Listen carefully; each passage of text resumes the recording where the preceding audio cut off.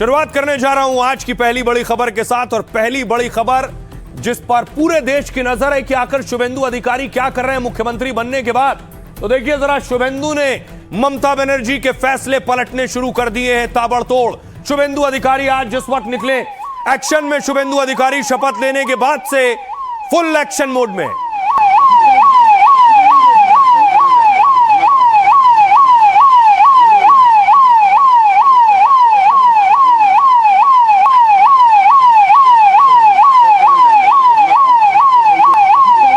और उसके बाद शुभेंदु अधिकारी पहुंचे तो उन्हें गार्ड ऑफ ऑनर दिया गया, सलामी दी गई और उसके बाद उन्होंने दिन की शुरुआत की।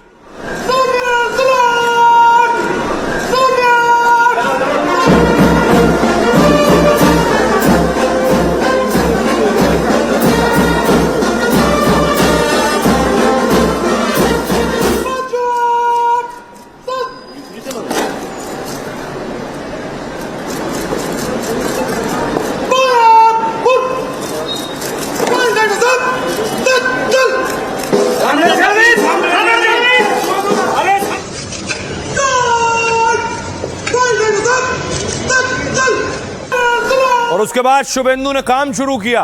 शुभेंदु ने कैबिनेट की बैठक की, अपने मंत्रियों से मिले शुभेंदु अधिकारी। ये वो तस्वीरें आप देख रहे हैं, मंत्रियों के साथ बैठक की है। और शुभेंदु का साफ कहना है जैसे पहले काम होता था वैसे अब नहीं होगा।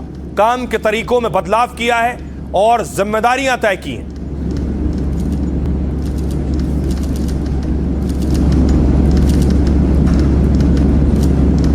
और उसके बाद शुभेंदु अधिकारी ने 5 बड़े फैसले किए जो अब तक ममता के दौर में नहीं होते थे। बाकायदा पुलिस अधिकारियों के साथ बैठक की है। खबर यह है कि बीएसएफ के लिए भी एक बड़ा ऐलान किया है शुभेंदु ने। 5 फैसलों में वो ऑर्डर शामिल हैं जो ममता और केंद्र की खींचतान के दौरान दरअसल बंगाल के राज्य पर लागू नहीं हो पा रहे थे।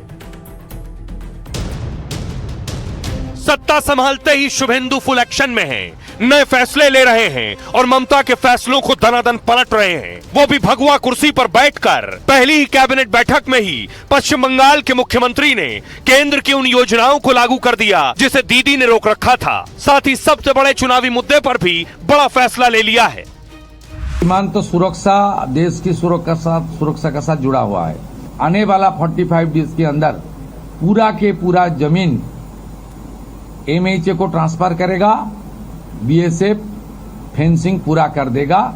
पहले सरकार जो बनाया है जनकल्याण मूलक सूचना का प्रकल्प दैट विल कंटिन्यू बोला ना, तो मानते हैं। तो ममता बनर्जी ने जनकल्याण मूलक प्रकल्प लिया है। शुभेंदु अधिकारी ममता बनर्जी को हराकर खुद को एक अच्छे और लोकप्रिय नेता साबित कर चुके हैं। अब उन्हें खुद को एक प्रशासक और अच्छा मुख्यमंत्री साबित करना है। वो तभी होगा जब वो योगी की तरह सख्त और जन कल्याण से जुड़े फैसले लेंगे। शुभेंदु लेफ्ट से राइट तक पहुंचे नए बंगाल की नई उम्मीद है और उन उम्मीदों को पूरा करने में पूरे जी जान से जुटे हैं। अब देखिए, लोग जानना चाहते हैं कि शुभेंदु अधिकारी कर क्या रहे। मुख्यमंत्री बन गए, कौन से बड़े काम करें, तो मैं आपको मुख्यमंत्री बनने के साथ उनके 5 बड़े काम बताता हूं। देखिए, सबसे पहला ये, सीएम शुभेंदु ने फैसला घुसपैठ रोकने पर कर लिया है। बांग्लादेश बॉर्डर पर बाड़बंदी होगी, बाड़ लगेगी, कोई भी घुसपैठ ना होने पाए, कोई कहीं से घुस कर ना आने पाए। बॉर्डर पर फेंसिंग के लिए बीएसएफ को जमीन दी जाएगी। 45 दिन के अंदर गृह मंत्रालय को जमीन दे देगा राज्य सरकार। भारत का बांग्लादेश से करीब 4000 किलोमीटर का बॉर्डर है, 4000 किलोमीटर। गृह मंत्रालय के मुताबिक 3240 किलोमीटर में ही यह बाढ़ लगी हुई है और करीब 850 किलोमीटर में बाढ़बंदी अभी होना बाकी है। 175 किलोमीटर का इलाका पहाड़ी, जंगली और दुर्गम है। लेकिन अधिकारी ने कहा कि हर जगह फेंसिंग लगेगी। ये जो 850 किलोमीटर बचा है वहां भी फेंसिंग होगी। दूसरी चीज देखिए जरा, बंगाल में बीएनएस लागू होगा, यानी बंगाल में अब नए आपराधिक कानून लागू होंगे। अब तक लागू नहीं हुए थे। जो भारतीय न्याय संहिता बनी थी वो बंगाल में लागू ही नहीं थी। ममता सरकार ने बंगाल में बीएनएस लागू नहीं होने दिया और बंगाल में पुराने आईपीसी और सीआरपीसी कानून ही चल रहे थे अब तक। लेकिन शुभेंदु ने कहा देश का ही कानून बंगाल में चलेगा। इसके अलावा देखिए जरा, उज्ज्वला आयुष्मान योजना आपके राज्य में है लेकिन बंगाल में नहीं है। बंगाल में आयुष्मान योजना लागू नहीं थी अब तक। और जन आरोग्य और उज्ज्वला योजना भी रुकी हुई थी बंगाल में। कुर्सी संभालते ही शुभेंदु अधिकारी ने केंद्र की योजनाएं लागू कर दी हैं और उज्ज्वला से जुड़ी सभी याचिकाएं केंद्र के पास भेजी गई। इसके अलावा हिंसा का भी हिसाब होगा। चुनावी हिंसा में मारे गए कार्यकर्ताओं पर बड़ा फैसला किया है और 321 बीजेपी कार्यकर्ताओं के परिवारों की जिम्मेदारी संभालेगी। सरकार ने कहा है वो हिंसा के मामलों की जांच भी करेगी। ये 5 बड़े फैसले शुभेंदु ने कुर्सी पर बैठते ही ले लिए। सुनिए जरा शुभेंदु अधिकारी क्या कहते हैं। तो सुरक्षा देश की सुरक्षा के साथ जुड़ा हुआ है। ये भारतीय जनता पार्टी का चुनाव में बहुत बड़ा कमिटमेंट था, देश हित में, बंगाल का हित में। इसलिए आज पहले कैबिनेट में हम लोग बीएसएफ को लैंड ट्रांसफर करने का डिसीजन ले लिया है। आने वाला 45 डेज के अंदर पूरा के पूरा जमीन एमएचए को ट्रांसफर करेगा, बीएसएफ फेंसिंग पूरा कर देगा और इलीगल इन्फिल्ट्रेटर्स का जो हमारी प्रॉब्लम चल रहा है ये भी कुछ दिन के अंदर रिजॉल्व हो जाएगा। आज से ही सेंसस का काम शुरू हो जाएगा। 11 महीने का बाद ये इम्प्लीमेंट हो रहा है। आयुष्मान भारत कैबिनेट ने मंजूरी दे दिया है। बाकी हेल्थ डिपार्टमेंट, सेंट्रल गवर्नमेंट का हेल्थ डिपार्टमेंट के साथ एग्रीमेंट और दूसरे तरीके जो प्रक्रिया करना चाहिए वो प्रक्रिया आज से शुरू हो जाएगी। तो शुभेंदु पूरी तरह से सक्रिय है और वो गलती नहीं करना चाहते हैं जो पिछले राज्य सरकार में हुई है। दूसरी तरफ उनके पीए की जो हत्या हुई उस पर भी उनकी नजर है। सीआईडी एक्शन ले रही है। देखिए जरा, पीए की हत्या हुई थी नंदीग्राम में, उनका पीए रहा जिसका मर्डर हुआ और उसमें पुलिस कार्रवाई कर रही है। 2 लोगों को पुलिस ने गिरफ्तार कर लिया है अब तक।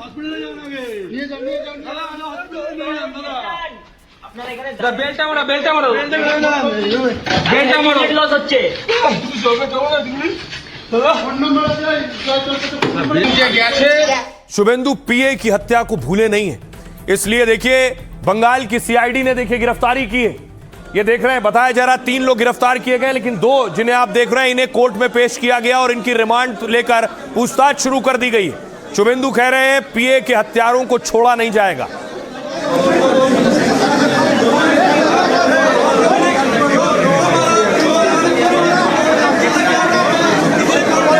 जो आप चेहरे देख रहे हैं जिन्होंने सर ढक रखा है, चेहरा ढक रखा है, 3 है अगर आप देखिए तो, 2 आगे 1 पीछे, इन 3 लोगों को गिरफ्तार किया गया है और तीनों को उत्तर 24 परगना की कोर्ट में पेश किया गया।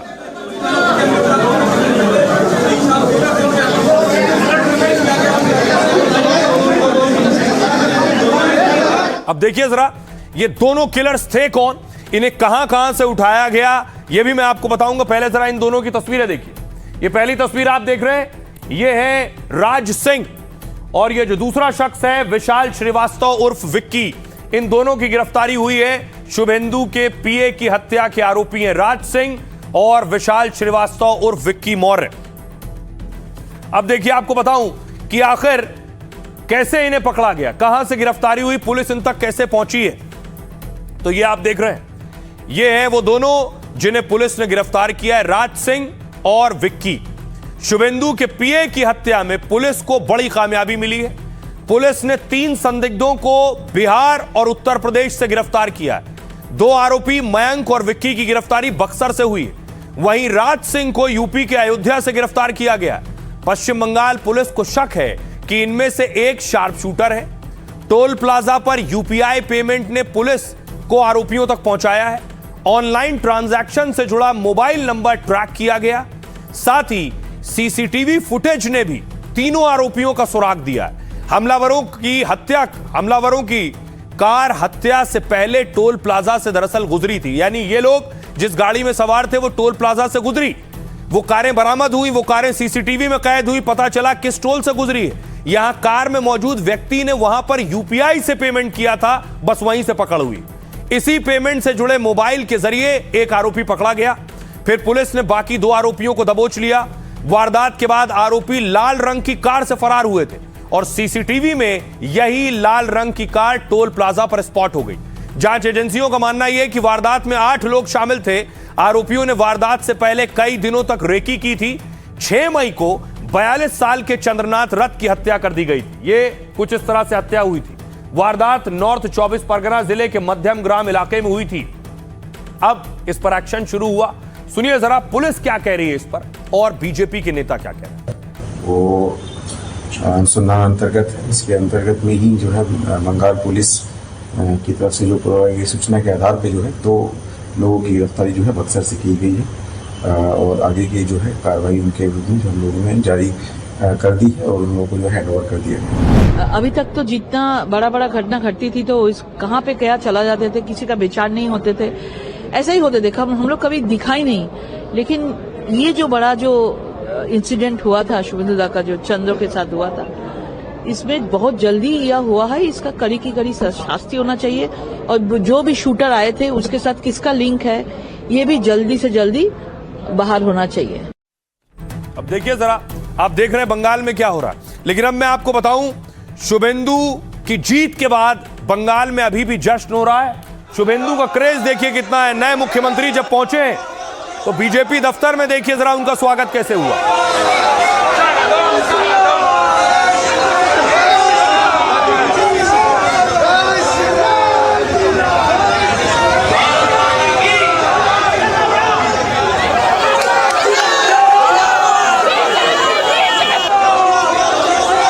शुभेंदु जब पहुंचे देखिए जरा दोनों तरफ सड़क के लोग खड़े, उनके समर्थक खड़े और उनका भव्य स्वागत कर रहे हैं, फूलों की बारिश कर रहे हैं। ये बीजेपी ऑफिस पहुंचे हैं, वो तस्वीरें आप देख रहे हैं। अब देखिए जरा आपको वेस्ट मिदनापुर लिए चलते हैं। वहां बीजेपी के नेताओं कार्यकर्ताओं का जश्न खत्म ही नहीं हो रहा है। देखिए बुलडोजर पर जश्न मनाने निकले।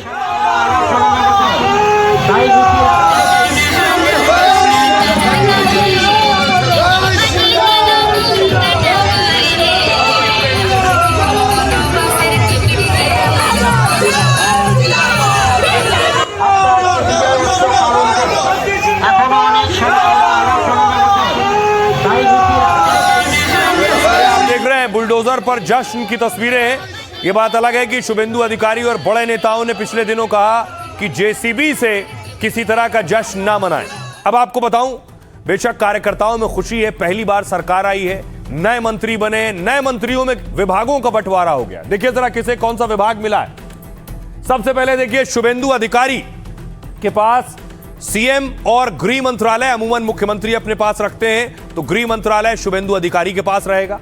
दूसरे बड़े नेता बीजेपी के दिलीप घोष, मंत्री जिनके पास ग्रामीण विकास, पंचायत और पशु संसाधन है। अग्निमित्रा पॉल को महिला एवं बाल कल्याण मंत्रालय दिया गया है। दूसरे मंत्री देखिए निशित प्रमाणिक, ब्लू आइड बॉय भी है, माना जाता है गृह मंत्री के भी करीबी हैं, उन्हें पसंद करते हैं। उत्तर बंगाल विकास और खेल और युवा कल्याण मिला है उन्हें। अशोक कीर्तनिया खाद्य मंत्रालय मिला है और अगला नाम है क्षुधीराम टूडू जिन्हें पिछड़ा वर्ग कल्याण मंत्रालय मिला है। अब सुनिए जरा, मंत्रालयों का डिस्ट्रीब्यूशन हो गया है, वितरण हो गया है, सुनिए क्या कह रहे हैं नेता। इतना भी वोट तृणमूल को मिला है सिर्फ दीदी के शक्ल पे मिला है। अब हारी क्यों तृणमूल कांग्रेस? नुकसान नहीं हुआ, हार गई ना तृणमूल कांग्रेस। हारी क्यों? 3 प्रधान कारण। Number 1 IUPAC. नंबर 1 आईपैक, पिछले 6 महीने ये पार्टी को आईपैक चला रहा है। बच्चे लड़के दूसरे राज्य के वो सांसदों को, विधायकों को, हम लोगों को सिखा रहे हैं कि क्या करना है, क्या बोलना है। वो हमें मैसेज भेज रहे हैं कि शुभेंदु अधिकारी को ऐसे गाली दो, उनके पापा का नाम लेके गाली गुप्ता करो। आईपैक के लोग कि दीदी और अभिषेक जी को इसका जिम्मेदारी लेना पड़ेगा कि कैसे आप दोनों के रहते हुए एक बाहर की संस्था पूरा एक पार्टी को कैप्चर करे। तृणमूल कांग्रेस अभी सरकार गया, अभी पार्टी जाने वाला है। अब देखते रहिए, अभी तो सरकार गए हैं सिर्फ, अभी तृणमूल कांग्रेस का जो पार्टी है ना, जिसको अब जो ऑल इंडिया तृणमूल कांग्रेस बोलते तो पार्टी भी नहीं रहेगा। बैड टाइम में दल के छोड़ के जाएगा, दल का अगेंस्ट में बोलेगा, उसमें क्या फायदा? ये लोग दल का नहीं है, ये लोग अपॉर्चुनिस्ट है। अब देखिए जरा नतीजे आ गए। नतीजे आने के बाद ममता बनर्जी की पार्टी की करारी हार हुई है। तो अब पार्टी के अंदर से विरोध के स्वर आ रहे हैं पार्टी के काम करने के तरीकों को लेकर, पार्टी जैसे रणनीति बना रही थी इसको लेकर। क्या कहना है देखिए नेताओं का। हार से पार्टी में क्या बगावत हो रही है। टीएमसी नतीजों के बाद निर्वाचन आयोग पर दोष मढ़ रही, लेकिन पार्टी के भीतर का झगड़ा खुलकर सामने आ गया। टीएमसी के नेता हार का ठीकरा अब आईपैक पर फोड़ रहे हैं। आईपैक चुनावी रणनीतिकार कंपनी, कल्याण बनर्जी जैसे नेता ममता के फैसले पर सवाल उठा रहे हैं। उन्होंने कहा आईपैक ने तृणमूल कांग्रेस को बर्बाद कर दिया। पार्टी से निकाले गए रिजू दत्ता ने भी आईपैक को कटघरे में खड़ा कर दिया है और बोले ममता और अभिषेक बनर्जी को जिम्मेदारी लेनी चाहिए। दरअसल टीएमसी की रणनीति तैयार करने की जिम्मेदारी थी इस कंपनी के पास जिसका नाम है आईपैक। उम्मीदवारों के चयन का हिसाब किताब भी आईपैक के जिम्मे था। आईपैक 2021 से लगातार ममता बनर्जी के साथ काम कर रही है। तब इसका काम चुनावी रणनीतिकार प्रशांत किशोर देखा करते थे। 2021 में अभिषेक बनर्जी प्रशांत किशोर को बंगाल लेकर आए। 2021 में जीत के बाद 2026 में भी टीएमसी ने आईपैक को ही रखा। यह बात अलग है, प्रशांत इससे अलग हो गए। टीएमसी की मुखिया ममता खुद आईपैक पर अटूट भरोसा करती थी। आईपैक ऑफिस में तृणमूल कांग्रेस की अहम फाइलें हुआ करती थी। ईडी ने छापेमारी की, उस दौरान दीदी खुद पहुंची और फाइल लेकर गई वहां से। अब आईपैक को लेकर टीएमसी के अंदर से ही सवाल उठ रहे हैं, लेकिन ममता बनर्जी और अभिषेक बनर्जी ने फिलहाल चुप्पी साध रखी है। अब आपको दिखाऊं, इस बीच देखिए हुआ क्या। यह मामला सुप्रीम कोर्ट पहुंच गया है और सुप्रीम कोर्ट क्यों पहुंचा है, क्योंकि एसआईआर के बाद ये चुनाव हुए। एसआईआर को लेकर सुप्रीम कोर्ट में पहले से इस मामले में याचिका लगाई गई थी और सुनवाई चल रही थी। उस बीच ये चुनाव हुए और उसके बाद सुप्रीम कोर्ट में आज ये दलील दी गई कि चुनाव में जो हार जीत हुई है उसके पीछे क्या कारण है। अब देखिए जरा कोर्ट में क्या हुआ आज। सुप्रीम कोर्ट में एसआईआर से जुड़ी याचिकाओं पर सुनवाई के दौरान टीएमसी ने बड़ा दावा किया। टीएमसी ने कहा एसआईआर का असर विधानसभा चुनाव के नतीजों पर पड़ा है। 31 सीटों पर हार जीत का अंतर एसआईआर के दौरान हटाए गए नामों से कम था। टीएमसी की ओर से सांसद कल्याण बनर्जी ने दलीलें रखी थी। उन्होंने एक सीट का उदाहरण दिया और कहा सिर्फ 862 वोट से हमारी हार हुई, जबकि एसआईआर प्रक्रिया के दौरान उस निर्वाचन क्षेत्र से 5000 नाम हटाए गए। कल्याण बनर्जी ने कहा बीजेपी टीएमसी के बीच सिर्फ 32 लाख वोटों का अंतर है, जबकि हटाए गए नामों के खिलाफ 35 लाख से ज्यादा अपील लंबित है। चुनाव आयोग ने कहा है ऐसे दावों के लिए याचिका ही उचित माध्यम है। तब सुप्रीम कोर्ट ने कहा उन सीटों के लिए नई याचिकाएं दाखिल की जा सकती हैं। बंगाल में भाजपा ने 294 में से 207 सीटें जीती हैं। टीएमसी को 80 सीट मिली। भाजपा को 2 करोड़ 92 लाख वोट मिले, टीएमसी को 2 करोड़ 60 लाख वोट मिले हैं, यानी 32 लाख कम वोट मिले। सुनिए अब सियासतदान क्या कह रहे हैं। ये लेकर देखी बात है कि एसआईआर जो हुआ है उसमें 35 लाख वोटर को नाम बात चला गया। तो एसआईआर तो हुआ, बीजेपी का एक तो एजेंडा था, इस एजेंडा का बाकी हुआ है, इसलिए बीजेपी छोड़ के उन पार्टी का आदमी का नाम बात चला गया। जब तक जीतते थे सब ठीक था, ईवीएम ठीक था, कमीशन ठीक था। आज हार गए तो हेर फेर। ऐसे लोगों को समाज बर्दाश्त नहीं करता। सारे ममता बनर्जी की जमाने में बंगाल पे जितने अत्याचार हुए, जितने दहशत हुई, उसका नतीजा उनको भुगतना पड़ेगा। सुनियोजित तरीके से, सोची समझी तरीके से कांग्रेस पार्टी को और खासकर जो धर्मनिरपेक्ष जो एक जगह बचे हुए थे बंगाल में, उनको तबाह करने के सबसे ज्यादा कोशिश अगर किसी ने की होगी तो उनका नाम ममता बनर्जी। अभी वो खुद सजा भुगत रहे हैं। तो रहिए, बंगाल से आपको लिए चलते हैं आगे। आज की एक और बड़ी खबर है। देश के प्रधानमंत्री नरेंद्र मोदी ने देश के लोगों से 7 बड़ी अपील की है। सोने पर अपील और पैनिक दलील आपको बताऊंगा। उससे पहले देखिए जरा पीएम मोदी कहां थे। प्रधानमंत्री नरेंद्र मोदी सोमनाथ मंदिर में थे।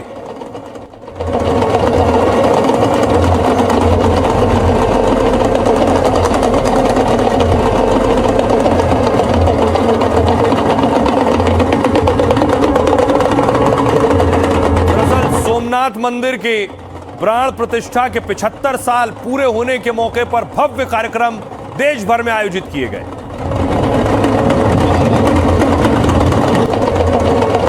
उसके बाद प्रधानमंत्री नरेंद्र मोदी ने सोमनाथ मंदिर में पूजा अर्चना की, अभिषेक किया।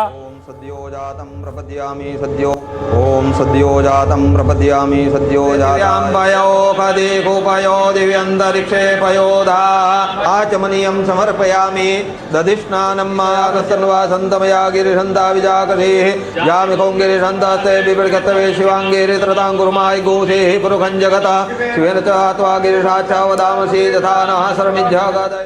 लेकिन प्रधानमंत्री नरेंद्र मोदी का एक दिन पहले दिया हुआ एक बयान आज देश की सबसे बड़ी सुर्खियां था, सबसे बड़ा बहस का मुद्दा था। प्रधानमंत्री नरेंद्र मोदी ने देश के लोगों से अपील की, सोना कम खरीदो, गोल्ड कम खरीदिए। जिस गोल्ड यानी सोने की खरीद एक और पहलू है जिसमें विदेशी मुद्रा बहुत अधिक खर्च होती है, लेकिन देश हित में हमको ये तय करना पड़ेगा कि साल भर तक घर में कोई भी फंक्शन हो, कोई भी कार्यक्रम हो, हम सोने के गहने नहीं खरीदेंगे। अब देखिए, प्रधानमंत्री नरेंद्र मोदी ने कहा, अपील की देश से कि एक साल तक प्रण करिए कि सोना कम खरीदेंगे या नहीं खरीदेंगे। पीएम ने 7 अपील की। वो 7 अपील क्या क्या है देश से? पहली अपील ये, देश हित में 1 साल तक सोना खरीदने या इसे दान करने से बचें। अगर लोग कुछ समय के लिए सोने की खरीद कम कर दें तो देश का पैसा बाहर कम जाएगा और जरूरी चीजों में इस्तेमाल होगा। दूसरी अपील, पेट्रोल, गैस और डीजल का इस्तेमाल कम करना होगा। पड़ोस में चल रही जंग से दुनिया भर में तेल के दाम बढ़े हैं। हमारे पास तेल के बड़े कुएं नहीं है, इसलिए असर ज्यादा हो रहा है। तीसरी अपील, हमें वर्क फ्रॉम होम जैसे उपायों को अपनाने की जरूरत है ताकि पेट्रोल, गैस और डीजल जैसे साधनों की बचत हो। चौथी अपील, गाड़ियों का अनावश्यक उपयोग कम करें। मेट्रो जैसे सार्वजनिक वाहनों का ज्यादा इस्तेमाल करें। कार पूलिंग करें, यानी 2 या ज्यादा लोग उसे इस्तेमाल करें। पांचवी अपील, हर परिवार खाने के तेल का इस्तेमाल थोड़ा कम कर दे। इससे विदेशी मुद्रा की बचत होगी और सेहत भी बेहतर होगी। अगली अपील, रासायनिक उर्वरकों की खपत आधी करने का लक्ष्य रखना चाहिए और देश को तेजी से प्राकृतिक खेती की ओर बढ़ना चाहिए। और आखिरी अपील, शादियों, छुट्टियों और दूसरी वजहों से लोग विदेश यात्रा करते हैं, लेकिन कुछ समय के लिए विदेश यात्रा टालना देश हित में होगा। अब सोचिए जरा, प्रधानमंत्री नरेंद्र मोदी ने एक बार नहीं, आज भी, कल भी अपील की थी, आज भी अपील की। पीएम मोदी क्यों ये अपील कर रहे हैं मैं आपको बताऊंगा। इस पर सियासी हल्ला हंगामा भी हो रहा है, वो भी आपको दिखाऊंगा। सोने के कारोबारी क्या कह रहे हैं वो भी बताऊंगा। पहले पीएम मोदी को सुनिए। सोने की आयात पर भी देश का बहुत बड़ा पैसा विदेश जाता है। मैं आप सबसे, देशवासियों से आग्रह करूंगा कि जब तक हालात सामान्य न हो हम सोने की खरीद को टालें। गोल्ड की जरूरत नहीं है। मेरी देश के हर नागरिक से अपील है, जहां संभव हो पेट्रोल, डीजल का उपयोग कम करें। मेट्रो का उपयोग करें, इलेक्ट्रिक बस और पब्लिक ट्रांसपोर्ट का अधिक इस्तेमाल करें। कार पुलिंग को बढ़ावा दें। जिनके पास कार है वे एक गाड़ी में ज्यादा लोगों को साथ लेकर चलें। जिनके पास ईवी है वे भी दूसरों की मदद के लिए आगे आए। प्रधानमंत्री नरेंद्र मोदी ने कहा 1 साल तक सोना मत खरीदिए। तो बड़ी परेशानी किसके लिए थी? सोना कारोबारियों के लिए। तो बहुत से सोना कारोबारी सोनार लखनऊ में देखिए प्रदर्शन करने लगे, सड़कों पर आ गए। सर्राफा कारोबारी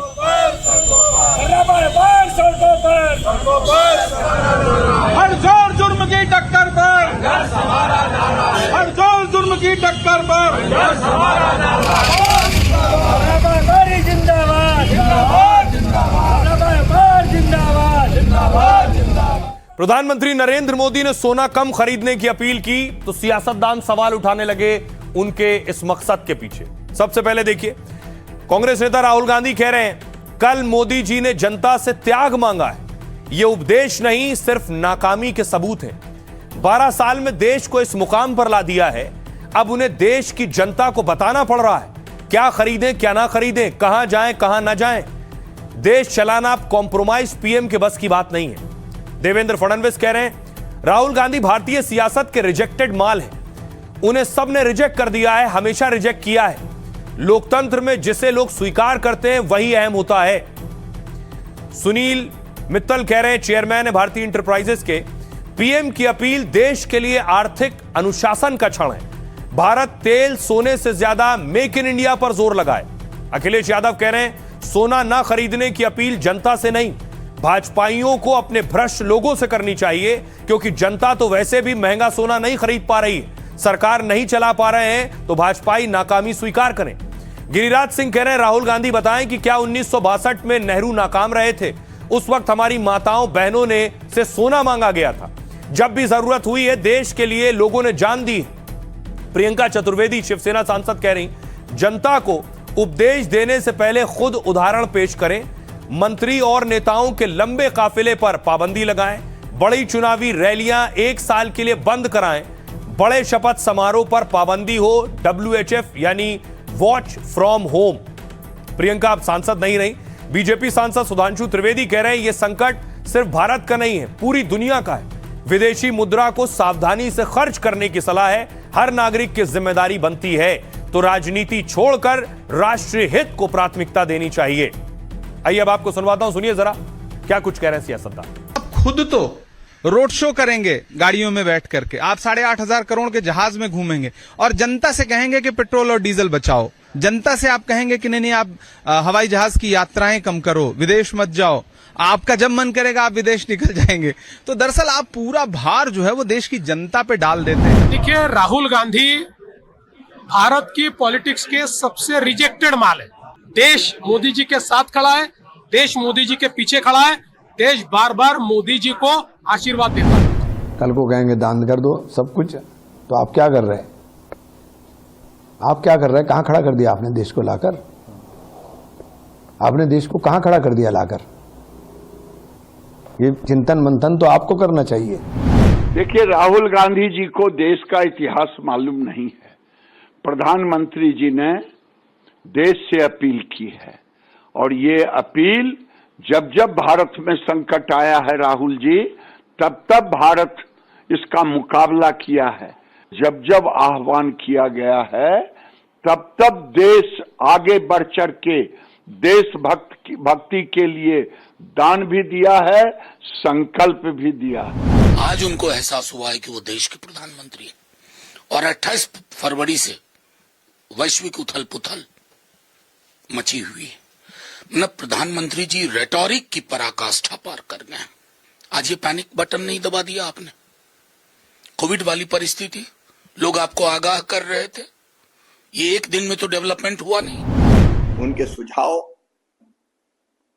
व्यापक राष्ट्रीय और जनहित के हैं और हम सबको उस पर अमल करना चाहिए। पेट्रोलियम से चलने वाली गाड़ियां हैं, डीजल से चलने वाली गाड़ियां हैं, उनको हम लोग सीमित मात्रा में कर दें। उनके जो विदेश यात्राएं हैं वो यात्राएं भी उन्होंने कहा है कि न करें, और सोना भी न खरीदें, क्योंकि 1 साल तक बचें, जिससे कि विदेशी मुद्रा भी हमारी जो है वो रहे। अब देखिए जरा, प्रधानमंत्री नरेंद्र मोदी ने कहा सोना ना खरीदें। आखिर भारतीयों से क्यों कहा, क्या वजह है? क्योंकि हम भारतीय बहुत सोना खरीदते हैं, ये सच है।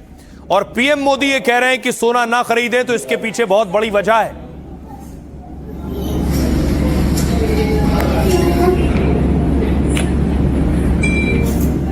अब आपको बताऊं, पीएम मोदी ने जो एक एक बात कही है उसके मायने क्या है, वो देश से ये अपील क्यों कर रहे हैं, क्या चाह रहे हैं और क्यों चाह रहे हैं। देखिए, पहली वजह, प्रधानमंत्री ने क्यों कहा सोना ना खरीदें। दरअसल भारत दुनिया का दूसरा सबसे बड़ा सोना खरीदार है। सबसे ज्यादा सोना हम ही खरीदते हैं, हमारे देश में ही खरीदा जाता है, दूसरा सबसे बड़ा देश। देश में हर साल करीब 700 से 800 टन सोने की खपत होती है। 700 से 800 टन सोना हम खरीदते हैं। अब सोचिए जरा, भारत में इस सोने का प्रोडक्शन सिर्फ 1 से 2 टन होता है। 700 से 800 टन हर साल खरीदते हैं। भारत में केवल 1 से 2 टन सोना उत्पादन होता है। मतलब भारत जरूरत का 90% से ज्यादा ये जो गोल्ड है ये विदेश से मंगाता है।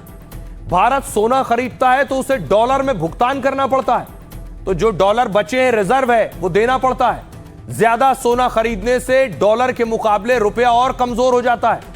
रुपया कमजोर हुआ तो तेल, मोबाइल, खाद सब कुछ महंगा हो जाएगा, क्योंकि अगर डॉलर के मुकाबले रुपया 95 और 100 रुपए का होगा तो कोई चीज खरीदेंगे तो आपको 100 रुपए और 95 रुपए देने पड़ेंगे $1 के लिए, इसलिए रुपया कमजोर हो जाता है। भारत का विदेशों से सोना खरीद 72 अरब डॉलर तक पहुंच चुका है। मतलब सोना खरीदने से भारत के खजाने से डॉलर बाहर जाता है और फैक्ट्रियों और गाड़ियों के लिए विदेश से तेल लेना मजबूरी है।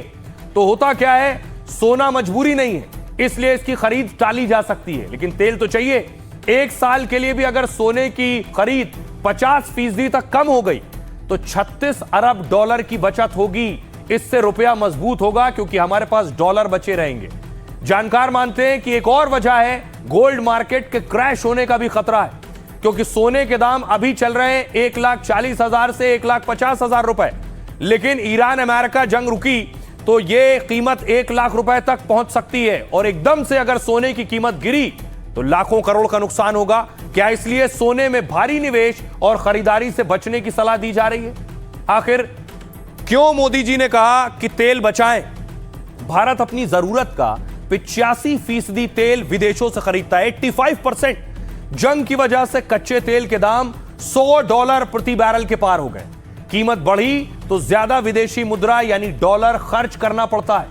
इससे जनता, तेल कंपनियों और देश के खजाने पर बोझ पड़ता है। देश की तेल कंपनियां हर महीने 30,000 करोड़ का घाटा सह रही इस वक्त। तेल ईंधन की मांग कम नहीं हुई तो कीमत बढ़ सकती है, क्योंकि उनका घाटा बढ़ जाएगा। अगर तेल के दाम बढ़े तो खाने पीने और जरूरत की हर चीज महंगी हो जाएगी और कहा जा रहा है इसलिए मोदी तेल बचाने पर जोर दे रहे हैं। अगली चीज, ये वाला तेल जो आप खाते हैं, कच्चे तेल की तरह भारी खाद्य तेल भी भारत विदेश से मंगाता है और इसके लिए हर साल करोड़ों डॉलर दूसरे देशों को देना होता है। तेल में थोड़ी सी बचत भी भारत से विदेशी मुद्रा जाने से रोकेगी और इस तरह रुपया भी मजबूत होगा और स्वास्थ्य भी बेहतर होगा।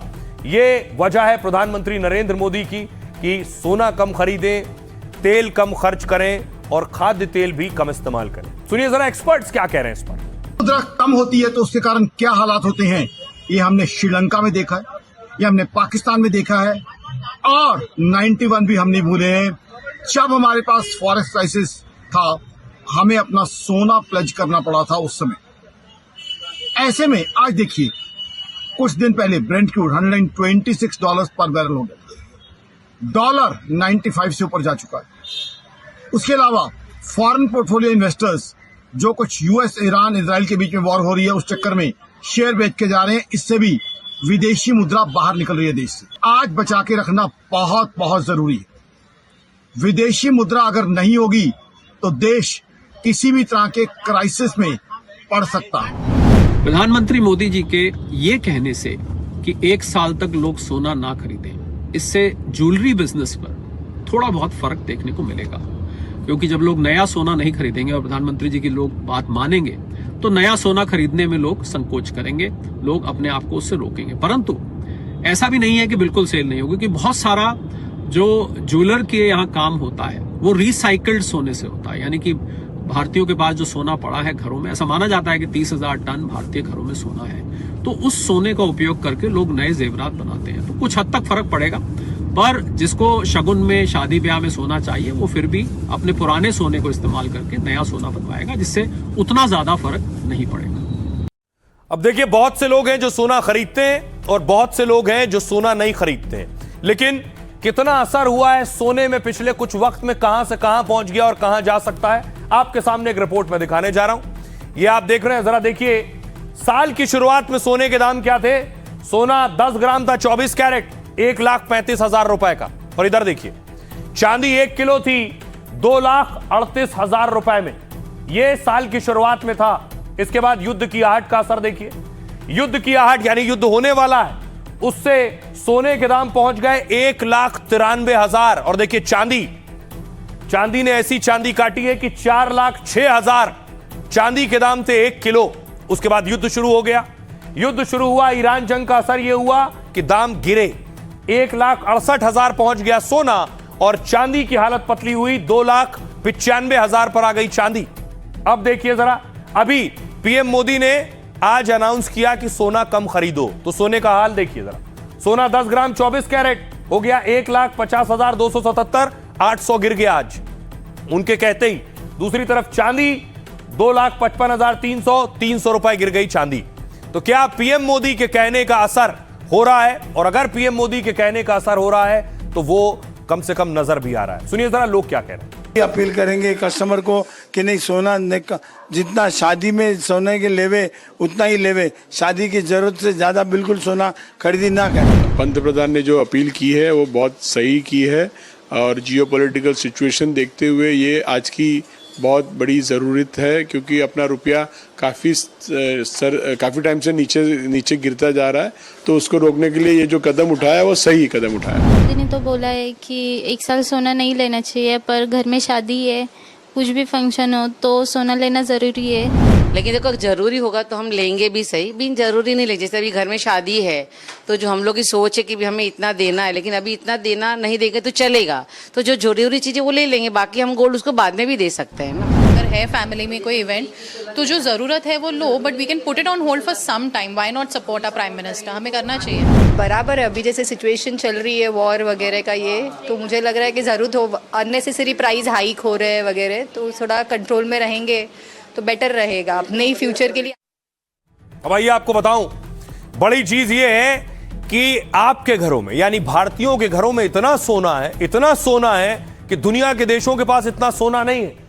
आप जानकर ताज्जुब करेंगे कि भारत में सबसे ज्यादा सोना खरीदा जाता है उन देशों में भारत शामिल है। त्योहार हो, शादी ब्याह हो, सबसे ज्यादा सोने की खरीदारी होती है भारत में, और इतना सोना कि सुनकर आप दंग रह जाएंगे। देखिए जरा, आपको बताऊं कि भारतीयों के पास कितना सोना है, देखिए जरा। और यह सोना तिजोरियों में भी है और सोना मंदिरों में भी है। भारतीय घरों और मंदिरों में करीब 50,000 टन सोना रखा है, 50,000 टन। इस सोने की कीमत सोचिए 830 लाख करोड़ से ज्यादा है, जो दुनिया के सबसे बड़े जो बैंक है, सेंट्रल बैंक पूरी दुनिया के, उनसे भी ज्यादा सोना भारत के पास है। अमेरिका, चीन को अगर छोड़ दें तो हर देश की जीडीपी भी इससे कम है जितना सोना भारत के पास है। सोने की कीमतों में उछाल ने इसकी कीमत को और बढ़ा दिया है। रिपोर्ट के मुताबिक भारतीय घरों में रखा सोना 450 लाख करोड़ का है, 450 लाख करोड़ सोना है। और खास बात यह है कि सोने की कुल संपत्ति भारत की जीडीपी को भी पार कर गई है। जमीन मकान छोड़ दें तो भारतीयों की संपत्ति में सोने की हिस्सेदारी 65% है। बैंक डिपॉजिट, शेयर मार्केट से 175% ज्यादा भारतीयों ने सोने में निवेश कर रखा है। सोने की खरीद में भारत दुनिया का दूसरा सबसे बड़ा उपभोक्ता है और सोने के इस्तेमाल में भारत चीन के बाद दुनिया में नंबर 2 है। भारत में सोना गहनों के साथ ही सामाजिक प्रतिष्ठा का भी हिस्सा है और इसी वजह से शादियों से लेकर त्योहार तक सोने की खरीद होती रहती है। कहते हैं भारतीयों को बहाना चाहिए सोना खरीदने का। सुनिए जरा मार्केट एक्सपर्ट क्या कह रहे हैं। क्या है कि सभी लोग अगर एक्ट करते हैं, वेस्टफुल कंजम्पशन बंद कर देते हैं, आपकी फॉरेन ट्रैवल अगर थोड़ा सा पीछे कर देते हैं, शादियां फॉरेन में होती है वो नहीं करते हैं, तो ये सबके पॉजिटिव इम्पैक्ट आएंगे ही आएंगे ओवरऑल। तो मैं नहीं मानता उन्होंने कोई उसकी वजह से स्कैर नहीं होनी चाहिए। उन्होंने एक बताया, अपील की है, ऐसे ऐसे करेंगे तो ओवरऑल इम्पैक्ट हमारी इकोनॉमी और कॉर्पोरेट दुनिया पे उसका पॉजिटिव रहेगा। हिंदुस्तान देखिए दुनिया के अंदर ऐसा देश है जिसके पास सबसे ज़्यादा सोना है, और सोना भी कहाँ है, घरों के अंदर है। अनुमान लगाया जा रहा है कि जितना सोना हिंदुस्तान के घरों में है इतना तो यूएस ट्रेजरी में भी नहीं है। तो इसीलिए ये जो है सोना भी है उसको जो कम से कम वो खरीदे, और ताकि चूँकि सोना भी इंपोर्ट होता है उसके भी पैसे हमें डॉलर हमें फॉरेन एक्सचेंज में देने पड़ते हैं। तो इसीलिए ये जो है फॉरेन एक्सचेंज बचाने के लिए यही एक तरीका है, देश को सुरक्षित रखने के लिए यही एक तरीका है। गोल्ड हम बाई करके खाली स्टोर ही कर रहे हैं ना, जो हमारे लेडीज लोग, तो स्टोर करने की क्या जरूरत है? वो ETF में बाई कीजिए या बॉन्ड्स बाई कीजिए, जो जिसको अगर एप्रिसिएशन भी चाहिए तो इससे हमारी फॉरेन एक्सचेंज की बचत होगी। जो आप देखेंगे कि जितना भी गोल्ड इंपोर्ट होता है, हमारे यहाँ इतना कंजम्पशन है और वो अल्टीमेटली जाके लॉकर में डिपॉजिट हो जाता है, जो इकोनॉमी में उसका मूवमेंट नहीं होता है, तो वो एक तरह से डेड इन्वेस्टमेंट हो गया। तो देखिए, एक्सपर्ट कह रहे हैं लोग सोना खरीदते हैं, सोना खरीद के तिजोरी में रख देते हैं। सोना जब खरीदते हैं तो विदेश से सोना मंगाते हैं, क्योंकि भारत में सोने का उत्पादन होता नहीं है। वो सोना मंगाने के लिए डॉलर खर्चने पड़ते हैं भारत को, और वो सोना आने के बाद डेड हो जाता है। लेकिन जिनका कारोबार रोजी रोटी चल रही है वो क्या करें? जो सोने के कारोबारी हैं, जो सर्राफा कारोबारी हैं, वो प्रदर्शन कर रहे हैं। उनको लग रहा है उनकी तो दुकान बंद हो जाएगी।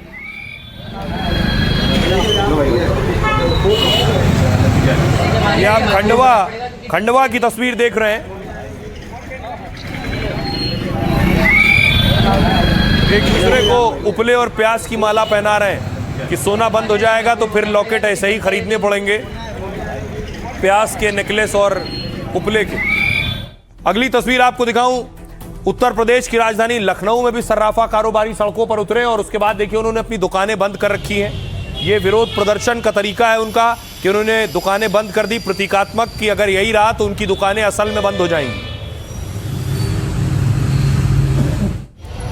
अब सर्राफा कारोबारियों की भी अपनी परेशानी है, उनका घर द्वार परिवार भी इससे चलता है। वो क्या करें? भारत में हर दिन करीब 2 टन से ज्यादा सोना खरीदा जाता है, हर दिन, यानी रोज करीब 2200 करोड़ का सोना खरीदा जाता है। और हर साल में 3 लाख करोड़ रुपए का सोना का कारोबार होता है। सबसे ज्यादा सोना ज्वेलरी के रूप में खरीदा जाता है और जो शादी विवाह जैसे कार्यक्रमों में सबसे ज्यादा बिकता है। और देश में इस वक्त भी शादियों का सीजन चल रहा है। ज्वेलरी इंडस्ट्री को डर यह है कि गहनों की मांग में गिरावट आ सकती है। मोदी की अपील के बाद सोने के खरीदार कम हो सकते हैं। शादियों के सीजन में सोने के ऑर्डर और बिक्री में कमी संभव है। और अगर 1 साल तक सोने की बिक्री नहीं हुई या कम हो गई तो ज्वेलर्स को अपने कर्मचारियों को आकर वेतन कैसे देंगे? वो उसमें परेशानी है। बहुत से सुनार और सोना कारोबारी कर्मचारियों की छटनी कर सकते हैं। लखनऊ से नोएडा और भोपाल तक सर्राफा कारोबारी टेंशन में है। ज्वेलर्स एसोसिएशन को डर यह है कि 1 करोड़ नौकरियों पर असर पड़ सकता है। कई सर्राफा कारोबारी पीएमओ में शिकायत दर्ज कराने की तैयारी में है। ट्रेड एंड इंडस्ट्री सीटीआई ने भी इस पर चिंता जताई है। सीटीआई चेयरमैन ब्रजेश गोयल मानते हैं कि इंडस्ट्री के लिए यह चुनौती है। ज्वेलरी इंडस्ट्री को कारोबार को बनाए रखने के लिए नई रणनीति बनानी होगी।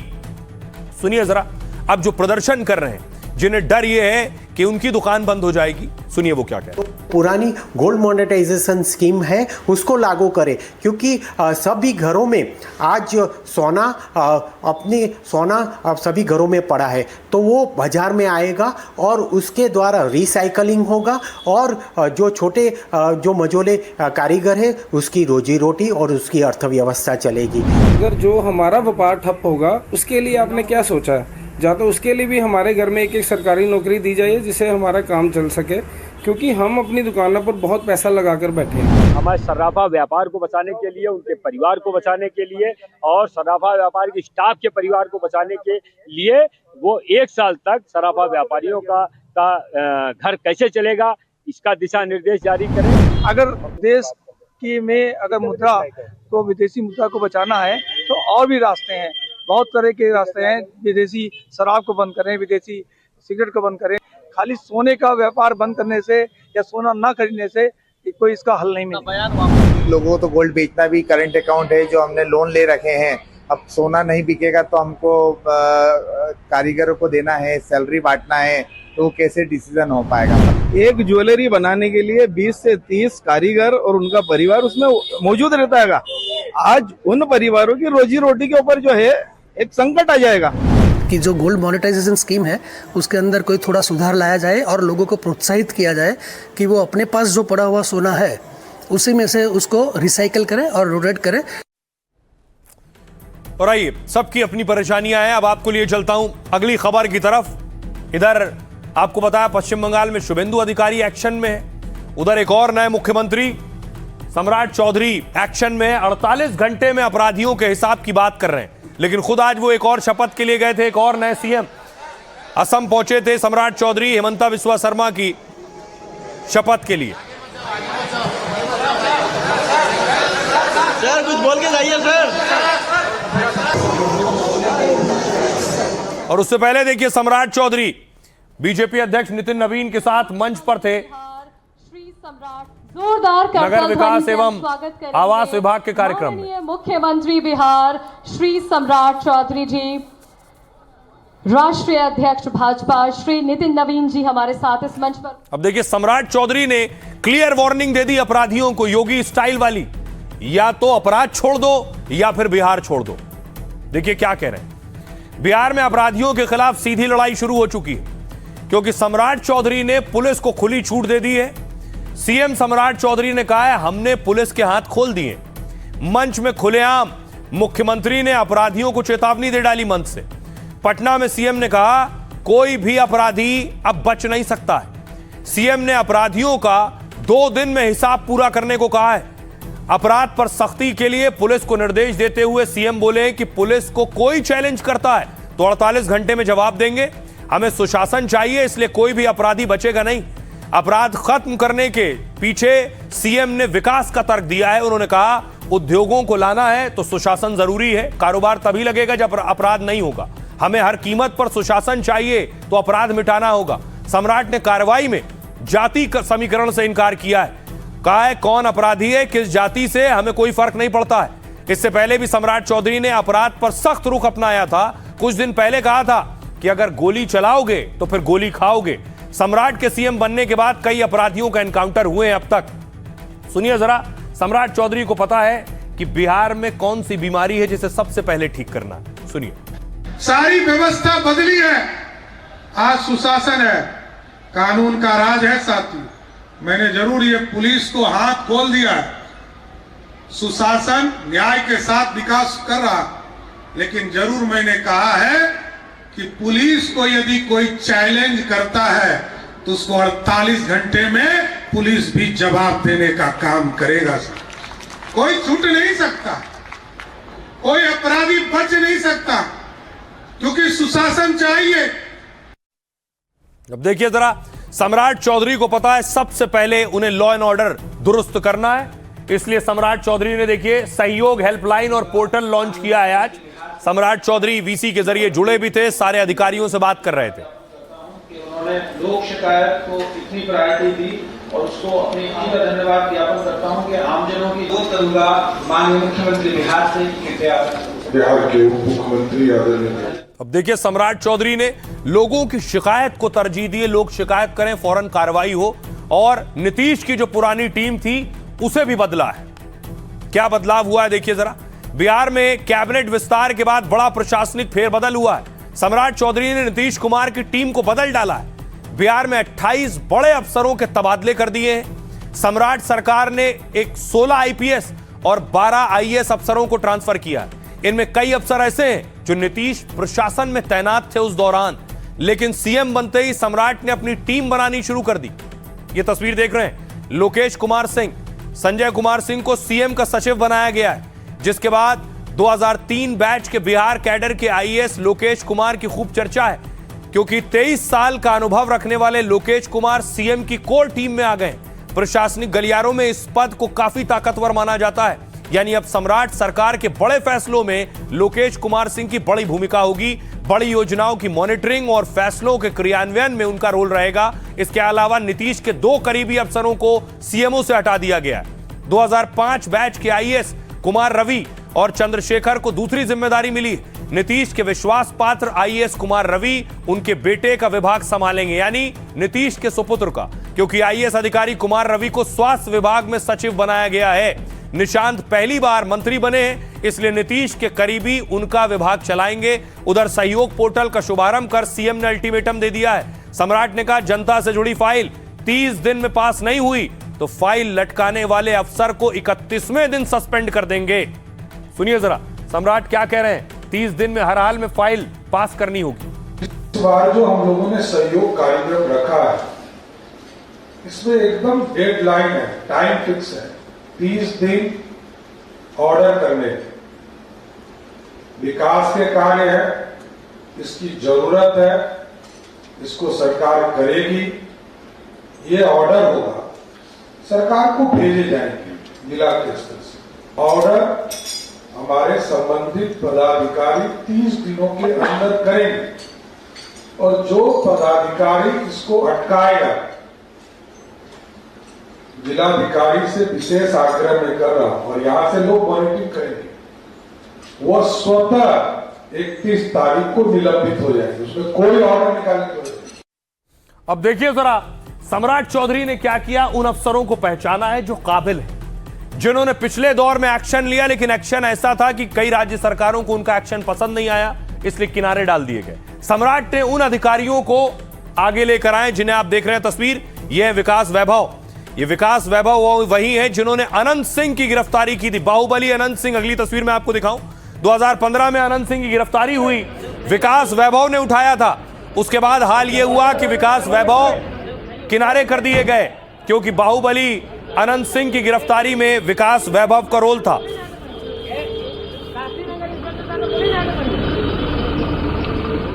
यह गिरफ्तारी के बाद विकास वैभव ने अब फेसबुक पर पोस्ट लिखा है। देखिए क्या है पोस्ट। यह है विकास वैभव का पोस्ट, जिसमें कह रहे हैं एक गैप, 6 साल का गैप जो था, 6 साल से ज्यादा का गैप, अब मैं फील्ड पुलिसिंग में वापस आ रहा हूं और अपनी जिम्मेदारियों, जो आईजी के तौर पर जिम्मेदारी उन्हें मिली है, उसका निर्वहन करूंगा। सोचिए एक अधिकारी के साथ क्या क्या होता है जब वो अपराध पर लगाम लगाने के लिए कार्रवाई करता है, तो यह भी झेलना पड़ता है। अब विकास वैभव देखिए, बिहार में वैसे तो कई अफसरों का इधर उधर भेजा गया है, लेकिन सबसे ज्यादा चर्चा जिस आईपीएस की हो रही है उनका नाम विकास वैभव है। दबंग अफसर माने जाते हैं, क्योंकि विकास वैभव ने ही बिहार के बाहुबली को पकड़ा था, मोकामा के विधायक अनंत सिंह को गिरफ्तार किया था 2015 में। तब विकास वैभव पटना के एसएसपी हुआ करते थे, तभी उन्होंने बाहुबली विधायक अनंत सिंह की गिरफ्तारी की। अब उसी अधिकारी को सीएम सम्राट ने बड़ी जिम्मेदारी दे दी है। बेखौफ अफसर की छवि वाले विकास वैभव को फील्ड में भेजे गए हैं, क्योंकि तबादले के बाद विकास वैभव मगध रेंज के आईजी बनाए गए हैं। वो बिहार कैडर के 2003 बैच के ईमानदार और सख्त आईपीएस माने जाते हैं। उन्होंने आईआईटी कानपुर से मैकेनिकल इंजीनियरिंग में बीटेक किया है, एनआईए में भी काम कर चुके हैं, सोशल मीडिया पर भी सक्रिय रहते हैं, बिहार राज्य योजना परिषद में सलाहकार थे और अब आईजी हैं। बिहार के चर्चित आईपीएस अफसर विकास वैभव एक्शन में आ गए हैं और करीब 6 साल बाद फील्ड में लौटे विकास वैभव आईजी बनते ही कहा है, बिना डर या पक्षपात के कानून का राज स्थापित करना ही मेरी प्राथमिकता है।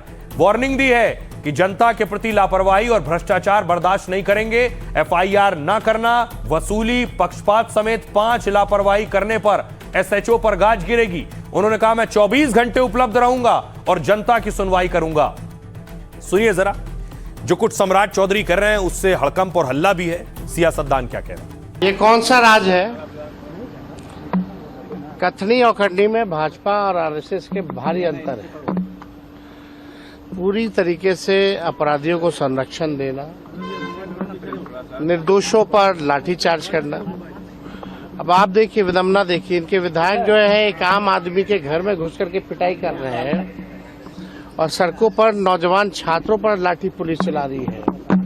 लेकिन जो गुंडे हैं, जो क्रिमिनल है, उसकी बल्ले बल्ले है एनडीए की सरकार।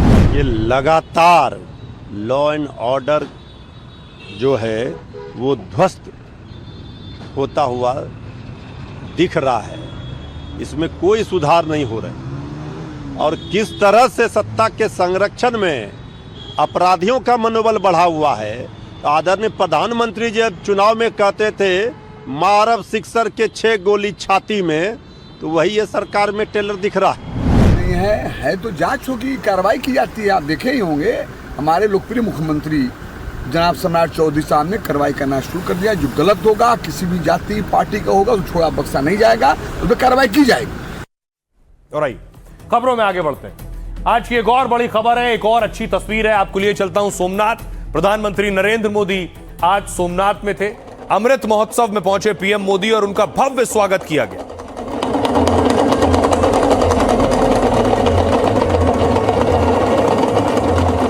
पीएम मोदी का डमरू से स्वागत हुआ। शिव जी का पसंदीदा है डमरू।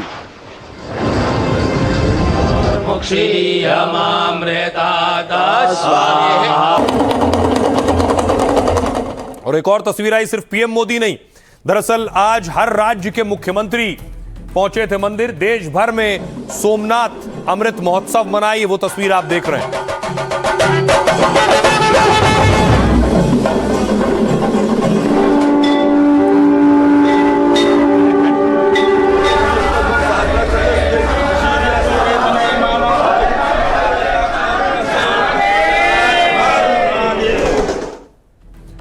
सोमनाथ मंदिर की प्राण प्रतिष्ठा के 75 साल पूरे होने के उपलक्ष्य में आयोजित भव्य समारोह में पहुंचने से पहले पीएम मोदी ने रोड शो शुरू किया।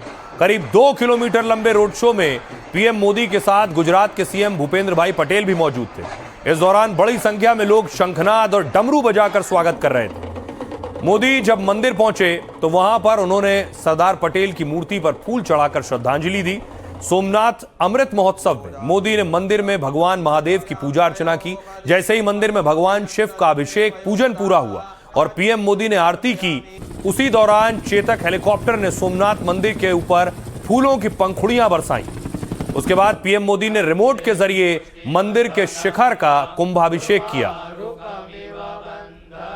इसके लिए 11 तीर्थों के जल को एक बड़े कलश में रखा गया था। इसे 90 मीटर लंबी क्रेन के जरिए मंदिर शिखर के ऊपर स्थापित किया गया था। इसके बाद एयरफोर्स के विमानों ने सोमनाथ मंदिर के ऊपर आसमान में करतब दिखाए। सूर्य किरण टीम के विमानों ने जामनगर वायुसेना स्टेशन से उड़ान भरी और करीब 182 किलोमीटर की हवाई दूरी तय करके 18 मिनट के भीतर सोमनाथ पहुंचे। जिसके बाद हॉक MK-132 विमान लड़ाकू उड़ाने वाले पायलट फॉर्मेशन और हवाई करतब दिखाने लगे, जो एक शानदार नजारा बन गया। सूर्य किरण टीम का एयर शो खत्म होने के बाद पीएम मोदी सोमनाथ ट्रस्ट के म्यूजियम में गए। यहां मंदिर के पुराने अवशेष भी रखे हैं। पीएम ने यहां कई तस्वीरें भी देखी हैं।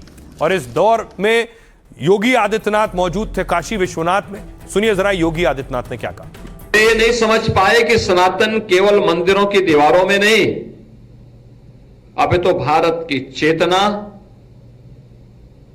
में यह बसता है और भारत की चेतना आत्मा को अजर और अमर मान करके चलती है। जिन्होंने सनातन को मिटाने का प्रयास किया, आज वे स्वयं मिट्टी में मिल चुके हैं। आज उन आक्रांतों का नाम कोई लेने वाला नहीं। और आइए अब आपको बताऊं आज लाइफ का फंडा में क्या है खास। जिंदगी में कुछ बड़ा हासिल करना है तो विनम्र बनिए और दूसरों को छोटा या कम समझना बंद करिए, तभी आप ज्यादा सीखेंगे और आगे बढ़ेंगे। एक संत ने महिला को लाइफ का यह बड़ा फंडा सिखाया है। एक गांव में एक संत रोज भिक्षा मांगते और हर घर से थोड़ा थोड़ा लेकर आगे बढ़ जाते। एक दिन एक महिला ने कहा, महाराज पहले मुझे कोई ज्ञान की बात सुनाइए, तभी मैं आपको भिक्षा दूंगी। साधु बोले, आज नहीं कल बताऊंगा। यह कहकर बिना भिक्षा लिए वो चले गए। अगले दिन वो आए तो महिला ने स्वादिष्ट खीर बनाई थी। वो सोच रही थी कि आज साधु से ज्ञान भी मिलेगा और सेवा भी हो जाएगी। महिला ने आदर से खीर का कटोरा आगे किया। साधु ने कहा, मेरे कमंडल में यह खीर डाल दीजिए। महिला जैसे ही खीर डालने लगी, उसने देखा कि कमंडल अंदर से बहुत गंदा था। उसमें धूल, मिट्टी और कचरा भरा हुआ था। महिला ने कहा, महाराज ये कमंडल तो बहुत गंदा है, इसमें खीर डाल दी तो पूरी खीर खराब हो जाएगी। साधु ने कहा, चिंता ना करें, इसमें खीर डाल दीजिए। महिला बोली, महाराज पहले मैं इसे धो देती हूं। साधु ने पूछा, अगर धोकर इसमें खीर डालेंगी तो आखिर क्या होगा?